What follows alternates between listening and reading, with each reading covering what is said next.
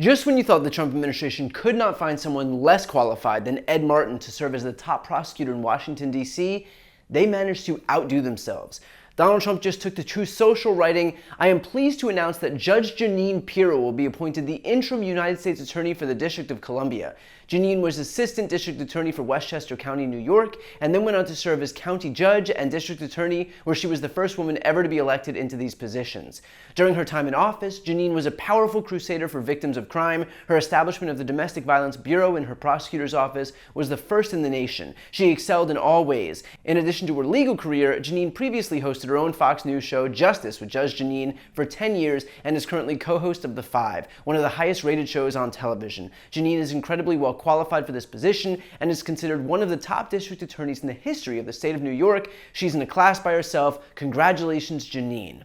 Yeah, that's right. Fox host Judge Jeanine is now the interim U.S. Attorney in Washington, D.C., the one who was named in the Dominion voting systems lawsuit for spreading election lies, the one who was suspended by Fox News for Islamophobic comments about Congresswoman Ilhan Omar, the one whose ex-husband received a last-minute pardon from Trump on his way out the door in 2021 for tax evasion. This is who Trump put in charge of federal prosecutors in our nation's capital. If America wasn't great before, this ought to do it. The irony here is that the previous interim U.S. Attorney in D.C., Ed Martin, was pretty fucking bad. Martin is a Stop the Steal organizer who was appointed by Trump on day one of his administration.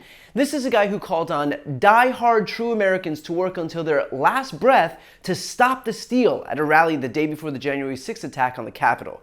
Martin had absolutely zero prosecutorial experience before Trump appointed him. Instead, his main qualifications were, surprise, surprise, his unwavering loyalty to Donald Trump and his work defending January 6 rioters. Once in office, Martin immediately got to work firing prosecutors who had worked on January 6 cases, demoting senior career attorneys to entry-level positions, and launching investigations into Trump's political enemies. The guy was so extreme that he even presented an award to Timothy Hale Cuccinelli, a January 6 rioter who had posed with a Hitler mustache and who the Justice Department called an avowed white supremacist and Nazi sympathizer. When questioned about this, Martin claimed he didn't know about Hale Cuccinelli's background, despite having mentioned the controversy in an earlier interview with him. Martin's nomination was so toxic that even Republicans couldn't stomach it. That's saying something. Senator Thom Tillis of North Carolina, he's a member of the Senate Judiciary Committee, announced that he wouldn't support Martin's nomination, effectively killing it, considering Republicans have a 12-10 majority on that committee. But with Tillis defecting, that makes it 11-11, and without a clear majority, Martin's nomination is dead on arrival. It's not able to leave that committee. Tillis, who, by the way, is no moderate, said that he could support Martin for every other U.S. attorney position except Washington, D.C., where January 6 happened. And so, recognizing the writing on the wall, Trump announced yesterday that he was withdrawing Martin's nomination. His interim term expires on May 20th, and without Senate confirmation, somebody else would have needed to be appointed. At the same time, we all breathed a collective sigh of relief because, after all, how could Trump possibly find someone worse than Ed Martin? Yeah, we were wrong. If you thought Ed Martin lacked qualifications, wait until you get a load of Jeanine Pirro's resume for this position. Yes, she was a district attorney in Westchester County, New York back in the 90s, but since then, her legal career has mostly consisted of hosting TV shows and spreading conspiracy theories. I left the stage going downstairs and I saw her and I had to walk by her and I said, "Whoopi, I fought for victims my whole life," something like that. And she started cursing at me. What did she say? Tell everybody what she said without saying it. She said, "Blank you. F you, F you." And I said, "Whoopi, did you just say F you?" I mean, she was right here. And then she said, "Get the F out of this building." And she yelled at me again, "Get the F out of this building." And I felt like I was less than dirt. I couldn't believe that I went there to have a conversation. I got thrown off the set, thrown out of the building. And as I walked away, she's yelling at me, "Get the F out of this building." Sean, it's sad. What these people have turned into is sad. What is happening? As I mentioned before, this is the same Jeanine Pirro who is at the center of the Dominion voting systems defamation lawsuit against Fox News. She repeatedly used her platform to spread baseless election fraud claims that Fox News eventually had to admit were false when they settled the case for $787 million. A Fox producer even warned in an email that Pirro shouldn't be put on air because she was pulling conspiracy theories from dark corners of the web. Yep, sounds like the perfect person to put in charge of an actual U.S. attorney's office in the nation's capital. And yet the reason that Pirro got the job here is obvious. She was one of Donald Trump's earliest and most vocal defenders during the 2016 Access Hollywood tape scandal. She attended his belligerent election night speech in 2020 where he falsely claimed victory. And as I mentioned earlier, Trump pardoned her ex-husband for tax evasion charges as one of his final acts in office in 2021. So let's be clear about what's happening here. After failing to install a Stop the Steal organizer as DC's top prosecutor, Trump has now tapped a Fox News host who spread election lies and has a clear conflict of interest due to Trump's pardon of her ex-husband. This isn't about qualifications, and it certainly isn't about justice. This is about Donald Trump installing a loyalist who will use the power of federal prosecution to target his enemies and protect his allies, just as it's always been.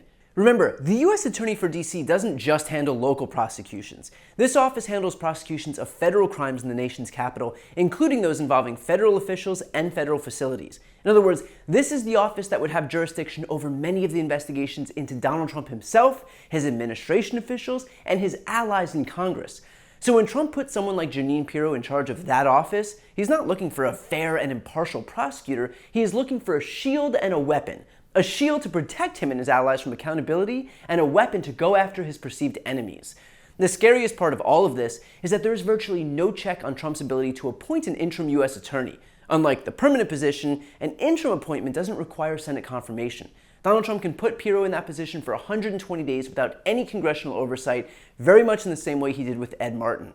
And in 120 days, someone with a vendetta and a point to prove can do an extraordinary amount of damage to our justice system. From there, she might be confirmed by a rubber stamp Republican majority in the Senate, or if not, who knows? Maybe Trump puts Don Jr. in charge because we live in hell, so why not? What we're witnessing right now is nothing less than the weaponization of the Department of Justice, something that Trump has falsely accused Democrats of doing for years. It is projection, pure and simple. And now, he's trying to make his accusations a reality by appointing people whose sole qualification is their willingness to do his bidding, regardless of law or ethics. If there was ever a moment to be alarmed by the direction of our Department of Justice under Trump, this is it. The progression from Ed Martin to Jeanine Pirro isn't a step sideways, it is a leap further into abyss of turning our justice system into a personal tool for the president's retribution. So as much as we wanted to have celebrated Thom Tillis blocking Ed Martin's nomination, we now are looking at someone even more dangerous taking his spot.